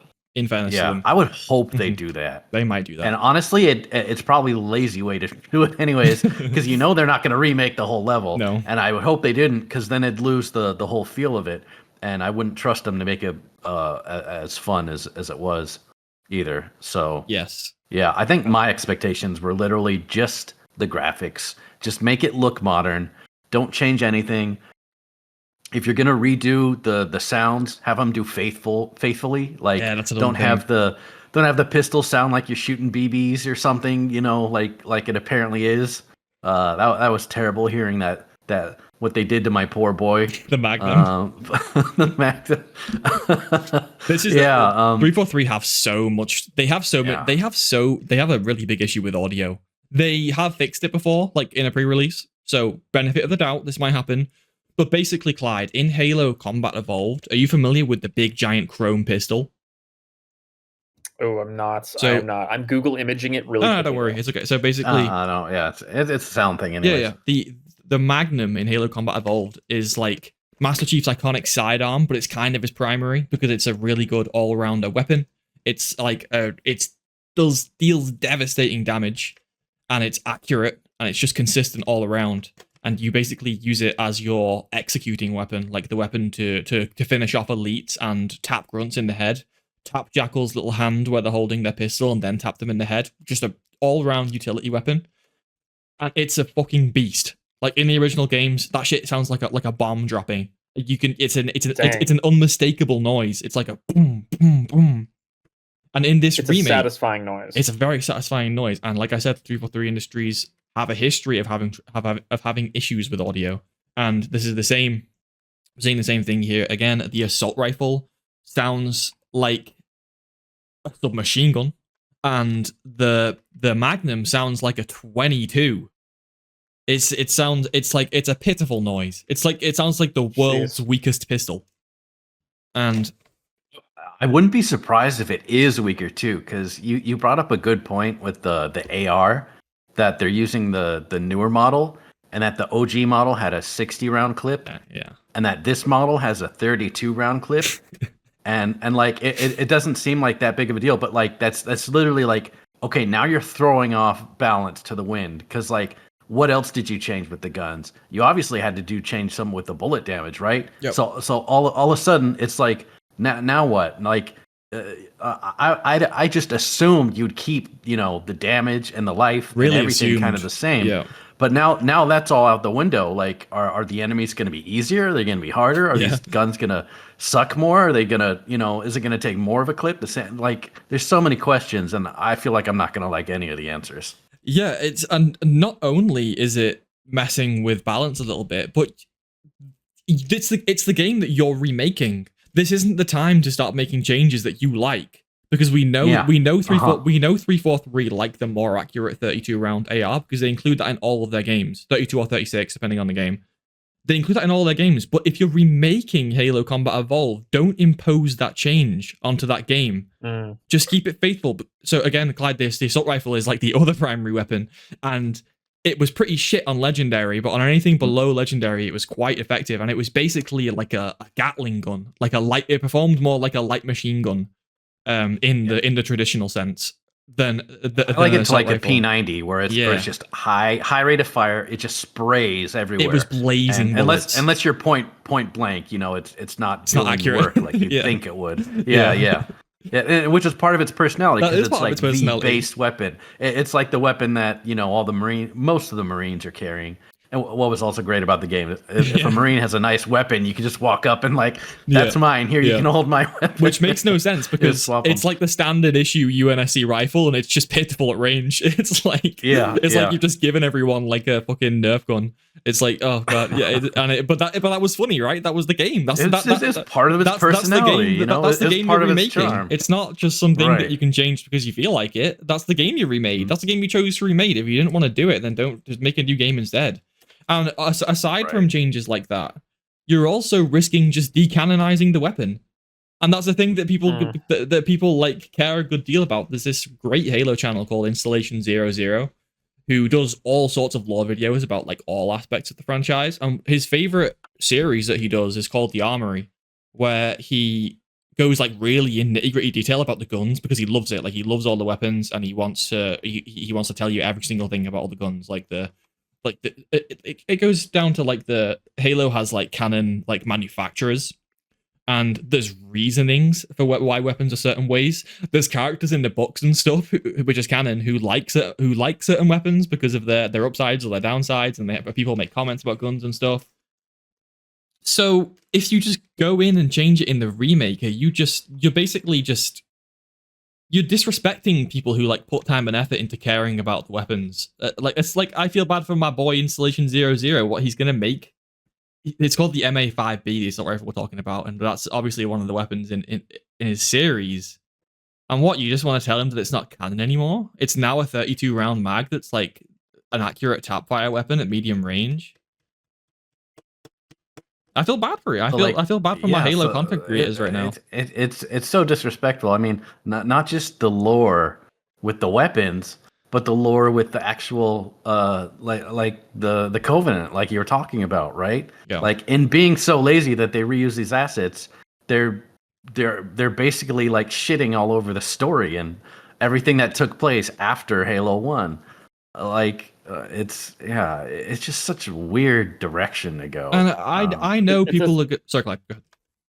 I want to say, like, this is also like the part that I initially bumped on when you outlined this whole shitstorm, Sean, is that you pointed out they're like recycling assets. Like 343 is not a small studio. You know, Xbox is a very powerful, wealthy brand. Like, what is going on here? Why can't they afford to actually make new assets and make it look next gen? Like, how lazy do you have to be? How many corners do you have to cut? Like, it's one thing to announce a remake and then shovel in recycled assets in front of other people's faces, but it's another thing to be one of the most wealthy studios on the planet and not be willing to just do the work. Like, they have unlimited talent at their disposal. They have unlimited resources at their disposal, and they can't even freaking, like, I don't know, take the time to actually make it good. I will say there's one interesting thing I want to point out here that I'm really keen to hear your thoughts on, Sean. And this is kind of a weird side point, but when the PlayStation 5 launched and the Demon Souls remake came out for it, a lot of people loved it. Many people loved the Demon Souls remake. They were like, holy crap, they took this PS3 game, they made it look amazing, completely new assets. There nothing was recycled. Literally nothing to my knowledge in that game was recycled. The Demon Souls remake on PS5 is a looker. It is stunning. However, even with that, there were people that would look at that and go, they changed some artistic things from the original game, and I don't like it. And they're now saying they know better than the original developers. And it strikes me that, like, no matter what a remake does well, and the Demon Souls remake is universally loved. People love that game. It's like an 85 or a 90 on Metacritic or something crazy. And it's a great game and people should play it. But there are still always going to be people that go, it's a little bit different from the original. I don't like this change here. I don't like this thing here. And it just strikes me as interesting. It strikes me as interesting that they did everything right, and they still had people coming out of the woodwork to, you know, there were content creators that were like, I don't like that they think they're artistically more knowledgeable than somebody else. And the developers themselves had to put out statements being like, no, we're not saying we know, you know, FromSoft's intent better. Bluepoint was like, we just wanted to put our own spin on it and remake it with the best graphics we could. And that's what we did. And it's just, it sucks that, like, even the people remaking it had to defend themselves from angry, you know, purists online. And I'm not saying that's what's going on with Halo here. If anything, I think the fact that they are recycling assets is diabolical. It's absolutely just diabolical. They're so lazy and they're so cheap that they're just like not willing to foot the bill to just make a great next gen looking game. That's what Halo always was in my mind. It was like, I always imagined it as like next gen graphics and next gen gameplay, and it was like the evolution of gaming. And it's so sad that the brand has fallen to a point of like, we're so lazy, we can't even be bothered to make new shit for this game. We're just gonna recycle. It's embarrassing. That's real. I feel bad. My heart goes out to the Halo. I feel really bad, especially for the bigger YouTubers, especially the ones who have had no choice but to be like quite honest about this. Like Hidden Xperia, me and Peter watched him reacting to the trailer, and seeing that guy seeing that guy, Hidden Xperia, Halo Combat Evolved, probably again the most important game to him. It started his whole career because he's a Halo YouTuber. Seeing him physically cringe at the trailer hurt me a little bit because I'm like, you don't deserve this. Like, you're so loyal, you make so many really cool videos. You don't deserve to be flinching in your chair and shaking your head and fucking hitting yourself with a bottle because you saw Master Chief sprint. You don't deserve that. You deserve so much better. But I do want to what you said about Demon Souls and the fact that it is because it's a spectrum, right? Because a remake will never be 100% accurate because 100% accurate is just the original game, right? So it's definitely a spectrum. And the people, how you said there was artistic choices that they don't like, I respect the fuck out of that. I respect the fuck out of that, and I think they should stand on that and make it known. Even if the game is, because they probably still love the game, because it's very difficult not to love Demon Souls the remake, because it's Right. very, for the most, as far, I'm not a big Demon Souls fan, but as far as I know, it's quite faithful in like all the weapons. Like statistically, I think the game is identical, apart from a few fixes they might have made to like glitches and stuff like that. Right. It's identical, and I think I apply the same thing to the PlayStation players or players on other consoles who've never played Halo before who might love this. I respect the fuck out of that as well, because if you're not a big Halo fan and you don't even know about reused assets, or you just choose you choose not to care about reused assets, that's amazing as well. Like there is value. There's always some value, right? Because some people haven't played Halo before, and this game is basically a reskin functionally of Halo Infinite with the sprinting and the way the gunplay works. It looks like Halo Infinite, and Halo Infinite's fun. So this game will be fun. If it's got Halo Infinite's core mechanics, but it's set in Halo CE, it will be fun to play. I want to play it. I'll probably get on Game Pass maybe. I don't know. But yeah. Yeah. It's a shame though. It's a shame that they didn't put that care and attention in, and the quality isn't there that it could have been, and there's no excuse for it not to be. Like, people may have their umbrage with, may take issue with some of the things in Demon Souls. The one thing you can't say about PS5 Demon Souls is that they didn't try. Bluepoint poured money and time and effort into making that game look outstanding, and they did the best they could. That can't same be said about this new Halo remake. It's like when people are reading you for filth over your sound effects and your graphics and your recycled assets, it's like, dang, dude, like, why did y'all do this? Like, what? It's crazy. I feel for Halo fans right now, man. I do. Yeah. Yeah. Because, like, when you upscale anything or modernize it, I mean, you're adding something. You just can't just, like, press a button and it's HD mode. You gotta add more detail that wasn't there originally. You gotta add more complexity that wasn't there originally. And where you go with that, you kind of have some artistic freedom with.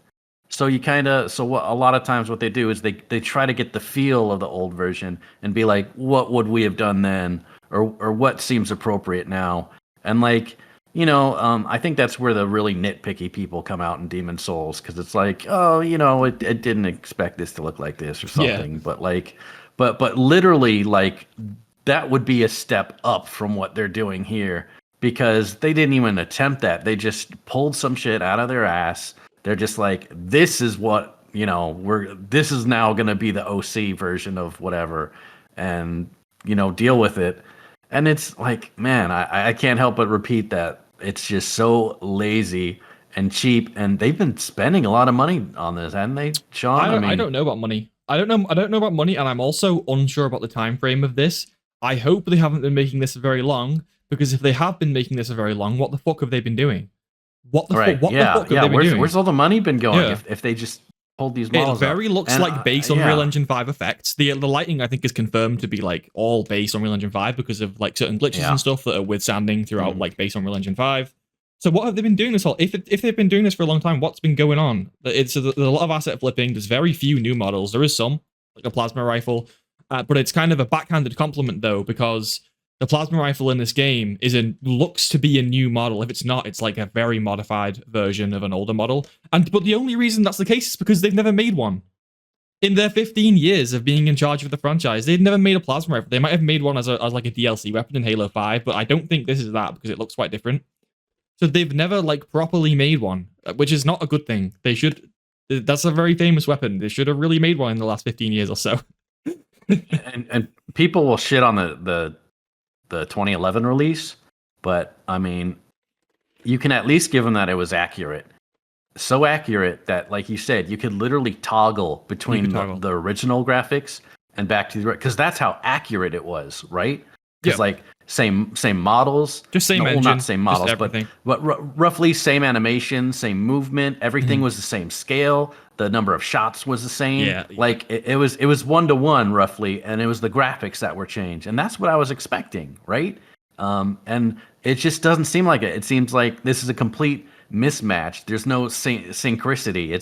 It's no longer a remake. It's like they're adding too much, you know, newness to it, whatever that is, and it just doesn't look good. Yeah, and another point I want to make is that not to just be feeling sorry for myself again, but I feel like less popular, less influential games than this have had full remakes.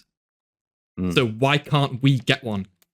I don't want to shit on like the other games saying like Halo's more popular. I'm just talking about like facts. Like Halo Combat Evolved, it's an almost like unanimously known game, right? Like even if you never played it, my friends don't like Halo very much, but everyone know. But like we were surrounded by it when we were little. It was everywhere. Yeah, and it doesn't. It hasn't had the respect of the ground up remake. No. It's for how revolutionary it was. Yeah, you think it was, and I was telling Sean about this earlier. I know for a fact after it releases, the community will undoubtedly release like a version that has, more original style graphics and models and stuff, and just the fact that the community can do something that the developers weren't able to do. What's your excuse now, right? I mean, it's interesting you mentioned that. Yeah. Because something that they made clear and people who played the game early noted as well is that sprint is optional in the settings. And I'm thinking that might be worse. Because if base movement speed is a really important mechanic, right? But if it's so unimportant that you can turn it off in the settings, then why was it 100% necessary to include in the game? What, you can just turn it off? Yeah, that's like in Doom. What's the difference you can just turn between off the double jump? Like, yeah, I mean, you might. There's no difference between just not using it at that point. Yeah, there's no difference between just not pressing the button. If it's that's very dumb. They were so determined to add sprint to Halo that they added it to a remake of the first game. But then they had the balls to make it optional. I'm like, if you're gonna do something so offensive, stand on business. Like, can you imagine if they made? Can you imagine if they made like dual wielding a thing in it? Like, people would just be up in arms because that wasn't a thing till Halo 2. Halo 2, correct? Yeah. Yeah, so that would just feel so out of place, even though I might have respected that. I might have respected that just because at least it's like faithful to like original trilogy, if that makes sense. Yeah. And the Master Chief, obviously, it's realistic that he would do that. It was within the same decade, am I right? Yeah. Like dual wielding is. I think everyone likes dual wielding. It's non-controversial. So also it's and that would have been a very cool toggle too. Like turn on dual wielding, you know, like man, multiplayer would be all sorts of fun, with that. And so, yeah. Also, I just can't get over. How many I'm not trying to make everything about Nintendo and Pokemon here, but it is the same as Pokemon. It's like Pokemon games should not look this bad in 2025. You have all the resources and talent in the world. Why do they look this bad? Halo is the same story here. You have all the resources and money in the world. Why are you recycling assets? Why are you flipping assets? What is going on here? Didn't you have something to say about Pokemon as well? I mean, just what more needs to be said about Pokemon and their images and their terrible graphics quality?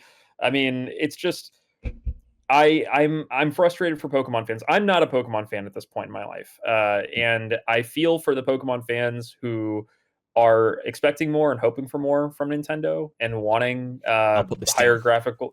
It's like I think it's Pokemon, not Power World situation. It's exactly, and it bums me out. Like Nintendo is an incredibly wealthy company. They have all the resources in the world. People are like, I mean, I don't want to blow y'all's minds here. I'm gonna blow y'all's minds. Are you ready? Yes. The new Pokemon game doesn't even have primary voice acting. Wait, what do you mean? It doesn't have just text. Like there's just like Yeah, there's just text and like little blah blah blah. They can't be bothered to hire voice actors and do voice acting in a Pokemon game in 2025. Like, what is going on here, Nintendo? Like, what? Like, you literally can't be bothered to do the basic things that make video games immersive and good in at this time. It's crazy. The lack of care and attention is crazy. And it makes me sad hearing that Halo is doing the same thing, where it's like, you know, they're taking the cheap, lazy way out, and there's no excuse. If this was a small indie studio, I'd get it. I'd go, hey man, you guys just made Dread Delusion. You just made your first game ever. You're about to make another game, and maybe it's a little different. So recycle some of those assets. Whatever. You're a 10-person team, but Halo. Xbox and Nintendo are not small studios with finite resources. They have all the talent and money in the world to make a next gen game, and they choose not to add voice acting. They choose to recycle and flip assets from other Halo games. Like, that is a choice y'all made, and y'all have decided to go with it. So yeah, I'll link y'all some of the articles of people being like, why do Pokemon games not have voice acting in 2025? What is going on here? It's pretty crazy. That is quite shocking. I didn't even. I would never have guessed they'd do something like that. Do the last couple have voices in them, right? Am I mistaken? Little, very minor things, like main story moments, right? I remember. Yeah, main story moments. They just don't. They just have the text be read the entire time, and it's like, it's pretty lazy. It's pretty. People have been asking for it. Pokemon fans have been asking for it for a long time, and it's not like they don't have. They have animes. They have voice actors that are already commissioned to use their voice in animes. So it's like, yeah, it's very bizarre. It is definitely very bizarre. But I'm sorry to hear that Halo is also taking the cheap, lazy way out. That really sucks. It could be worse. That even like it could be the Halo TV show. Ooh, even I heard that was a stinker. So yeah. Oh well. Didn't like Arceus have like a $300 million budget or something, and then the latest one was only like 11 million or something, right? Something like that. It was horrible. Oh, it's crazy. They're not spending any money on these games. Oh, it's terrible. And like people just still eat it up. Like, and I've been hearing for at least a decade from the Pokemon community that the games are just getting easier and simpler and less effort is put into them, and if y'all haven't seen the Mega Evolutions, you need to look at the new Mega Evolutions. Some of the designs are so like, kill me please. They're so bad. Like, some of the designs are pretty wild. Yeah, that's something I've noticed just as an outsider. Like, OG Pokemon kind of had this feel to them, you know, and then like the further on you go, the more kind of strange and like disconnected it looks like, you know, like they're really trying too hard, right? Like the number of like actual Pokemon with like 2 feet, you know, biped Pokemon that look humanoid, you know, very low. And now like there's a lot of them, and it's really awkward looking and just doesn't seem to match.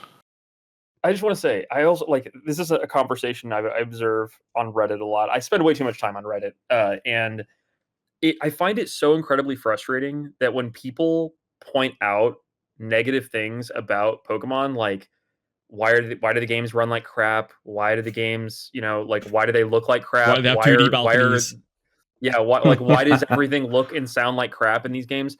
When people point that out, apologists get like super defensive, and they're like, oh my gosh, they're coming down on us. And it's like, I actually never see that happening. I never ever on Reddit see someone being like, this game sucks and anyone who likes it sucks. I never see that. I do see people like accurately pointing out, this looks like trash. That's fair. That is fair criticism to voice. But I never see people putting them down. On the other side, though, on the flip side, I do see it the other way. I see Pokemon apologists constantly making memes of like, look at all these haters. These haters just are hating on Pokemon's glory. And it's crazy to me that we have, I don't want to say blue pilled, but we have people who, we have fans that are so they're so okay with how the games are, and some of them even enjoy it, and that's great. If people enjoy it, that's great. But there is this kind of like self-serving vicious cycle here of like, as long as they continue to sell well on a shoestring budget with no innovation or with very little innovation,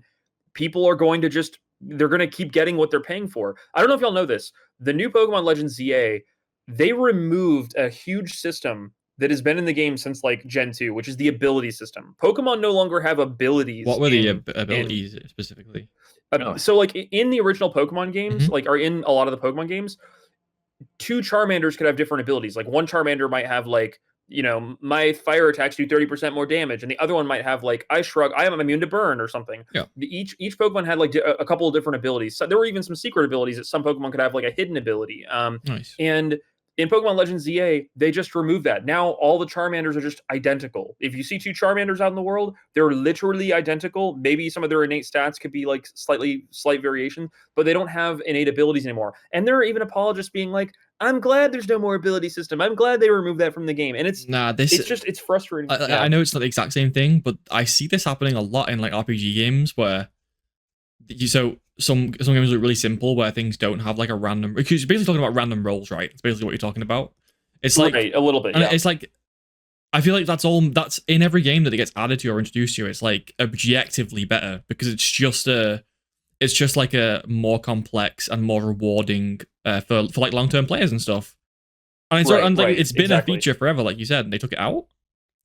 Yes, they took out ability. There were no more Pokemon abilities in Legends ZA. It's confusing. It's like they really want the game to be for babies. That's very confusing. And they said, yes, that's exactly it. They've simplified it even more. They've simplified the game even more, and it's now just, it is what it is. And it's frustrating. Like, like Peter said, they built the game on a shoestring budget with basically nothing. They're going to rake in millions of dollars, tens of millions of dollars, hundreds of millions of dollars out of this freaking game and franchise.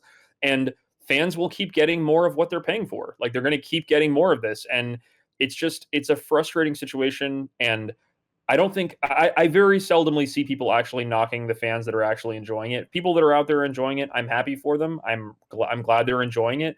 Just because I think it should be better doesn't mean that I, denigrate anybody who's actually enjoying it. But it is wild to me that so often on the internet, it turns into you're insulting this thing I like, I hate you now. And it's like, that's not what this is about. I'm not trying to attack you as a person. I'm just pointing out there should be voice acting in these games. Like that's just a thing that should be. Their balconies should have polygons. The whole, I don't know if y'all know this, the new Pokemon Legends ZA game is basically, the whole game basically takes place in one city. The whole game is one city. There's basically one big city. Is it a really big city? It is. It's a city with different zones, but basically every review you'll read is like, you see every zone in the first 2 or 3 hours of gameplay, and then, or in the first like 6 hours of gameplay, and then you're just going back to those zones a la fetch quests. You're just going back to areas you've been to, running around the city, and people are like, this sucks. This is objectively not a good thing for Pokemon. Like, this doesn't feel good to re-explore zones I've already been through arbitrarily. Like, I remember like sorry to cut you off. I remember like the old, like the DS games were like a lot of trekking around. So like a lot of like I get lost. Like a lot of like traveling to these bizarre places. The best part of Pokemon games was hopping on your Blastoise and surfing around the world, or getting on your flying Pokemon and flying around the world. Now the whole game takes place in one claustrophobic city with very little variance in the locales and how things look. It's just, there were some decisions made with Legends ZA, and I'm not on board with a lot of them. Again, no shade to people who are enjoying them, but of course, it's just wild. And it does feel like they have so many resources and so much talent, and they've just used absolutely none of it. And they could have put out a top tier premium experience, and they instead decided to go lowest common denominator. Also, it launched with $30 DLC on day one that gated Mega Evolutions. Disgusting. Yeah. Oh yeah. Day one, $30. What a terrible practice. The base game was $70. So that's $100 if your kid wants that specific Mega Evolution. Nintendo Online plus Nintendo Online. There is no such thing as day one DLC. It does not exist. It doesn't. That's launch. It's literally a part of the game that you have to pay for because they made it before the game was released. It's that simple. That is so funny. It's a marketing gimmick. It absolutely is. And you know what? I have to say, what an absolute victory that Digimon has brought out with their latest. I mean, and well deserved too. Did they announce a game? So Digimon released a new game lately, and people just can't stop comparing it to the latest Pokemon game. And naturally, yeah, and apparently it's getting great ratings too. So it looks like they, if Nintendo won't learn from their mistakes, other companies will, and it looked like kind of similar to Pal World, I mean, if you sit on your haunches and you just don't do anything with your genre, someone else is going to come along who will, and people are going to flock to that. Oh, And so I think the same thing Pokemon is, stands. It makes me yeah, super angry. They look at the Metacritic score, and Digimon's Metacritic is higher than the new Pokemon games, and they're like, "What the right, hell? Like, why? Why did those exactly. look better?" I will say, I have to show y'all this post. I have to find this. Someone took a picture from Pokemon Coliseum back on like the N64, and they were like, "Guys, I'm having so much fun playing Legend ZA," and a bunch of people thought it was from Legend ZA. That's how bad Oh That's so Legend no. ZA looks. It's just a Pokemon Coliseum picture. It's pretty crazy. It's pretty wild how bad those games I look. might go But and take a yeah, picture of that. You know that famous Windows 10 loading screen of the rock under, like, over some water? I Yeah. might go and grab that picture and say, really enjoying Halo Campaign Evolved right now, and everyone will believe me that that's where the picture's Looks from. so It's realistic. literally what it yeah. looks like. Day one DLC is a scam. It's a scam. It's terrible, and they're gatekeeping some kid's favorite Pokemon behind this. So parents feel even more obligated to not only you spending $70 in the game, you got to buy your kiddo that $30 if you want their Mega Starmie or You have to whatever. buy them Whatever it Nintendo is. It's like, Online. oh, it's terrible. It's terrible. Jesus. Sorry, we were meant to be having a Halo therapy No, session, not a Pokemon therapy session. I Sorry, think I thoroughly covered Halo. Don't you worry. it's a bummer. It's a bummer that some studios just can't. You gotta get it over. out. You gotta get it out. That felt really good getting that off my chest. Like, Yeah. We had a good venting session. and I just so, like I know feels good. it's a bit late now to say this because I was so negative, but I just want to say, like, it's gonna come out on PlayStation. I did vaguely say this, but I really like kind of like reinforce what I said. Like, it's gonna come out on PlayStation, and people who probably haven't played Halo before are gonna play it, and it's gonna be really fun as long as it like even like the Halo Infinite stuff, the sprinting and the shooting and the like, those core mechanics are really fun. Halo Infinite's campaign, for all its issues, like the story where nothing happens and the game that looks like Roblox. You'd have to change a whole lot of it for it to be not fun. You would, so, yes. I'd admit that there's just so much solid gameplay with the original that you just can't ignore.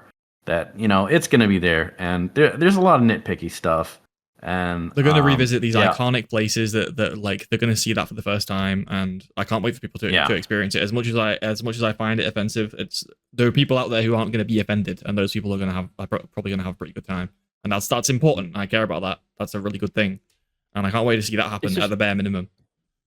Halo used to be the crown, the jewel in Xbox's crown. It used to be the looker. It used to be the franchise, the brand they were most proud of. That looked the sleekest. That got the most hyped up. And recycling and flipping assets, mind blowing. Like mind blowing. That's how far we've fallen, and that's where Halo is at now. It's just all the more reason for them to just Can you imagine like Nintendo taking a new Mario game and just like pulling the old assets and just saying, oh, but it's the new Mario, right? Or something right. Like it just, I feel like so few companies would get away with that. I don't see why they think there's some exception. It's so I mean, it's funny you mentioned that, Peter, because there was a controversy. Like, I think it was for Sun Moon. Like, one of the Pokemon developers was like, the reason this game took so long is because we had to remake all the assets from the ground up. And then someone overlaid the like Pikachu model on the new Pikachu model, and it was the exact same. It was literally copied and pasted pixel for pixel. And they were like, Mogar. They're like 80% of these assets were the exact same. Like, you didn't remake shit. Like, it's funny. The excuses never end. But I mean, they just want to pay less and get more money, and it's pretty wild. It's pretty crazy little scenario. But I hope, Sean, for your sake, for your own mental health, that this remake is better than you're anticipating. I hope that some divine intervention happens. Someone at 343 like fixes this shit. I don't know. Like, it's probably naive of me, but I think at least we got our creators. It's about a year out, assuming it will land on the 25-year release date. That'll be November. I think November 16th. Can I remember that off the top of my head? That's crazy. But anyway, it'll be around like November. So that's time to make changes. Although they don't have a great track record for doing that. I think some of the things that people have complained about will change before launch. I'll be very surprised if all of them do. I'll be very surprised if Sprint leaves, because like I said, I feel like Microsoft are mandating it. I'll be very surprised if all of the reused assets for the Covenant / Banished is changed, because based on the fact that some of them are in cutscenes, makes me think that they've committed to that decision and that they're going to full send that all the way to launch. But I think there's a good chance some things will be fixed. I think some of the Halo Infinite reused assets might get swapped out with new ones in a year. No, dude, are they doing in-game cutscenes or pre-rendered? They look pre-rendered, but I don't believe there's confirmation yet. Which is why I said like I think they might be committing to some of those decisions because they're in cutscenes. But they look pre-rendered. I didn't check before recording. I apologize. Okay. Because that is an important distinction because that will determine if things are set in stone.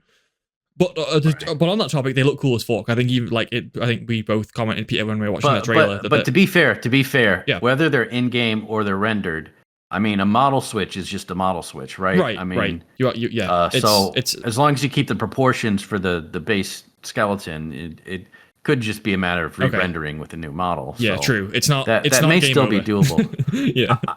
I don't think the question is can they do it. I think the question is will they? It is a question of will they. Yeah. Yeah. Look, if that happens, I'll be extremely happy. I'll still have issues because I think the Unreal Engine kind of vibe to the game isn't like it's just not how I imagined the remake going down.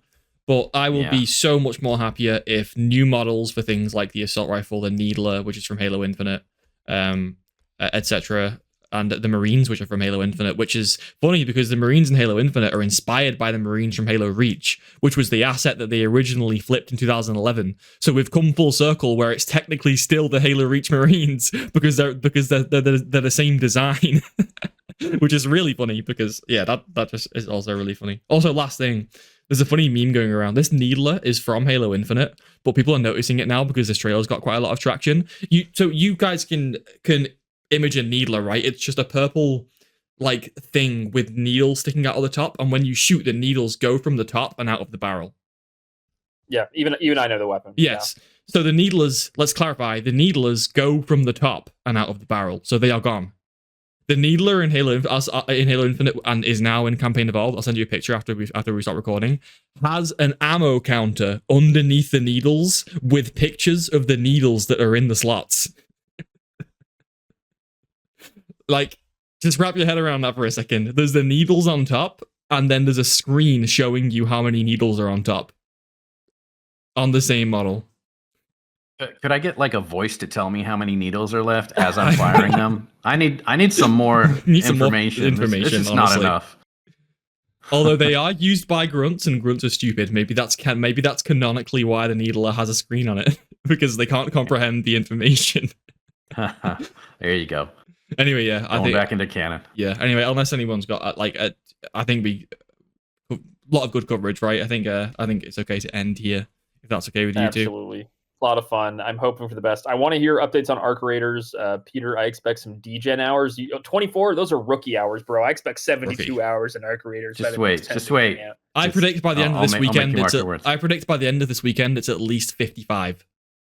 All right. That's my prediction. We'll see. Update on that next week.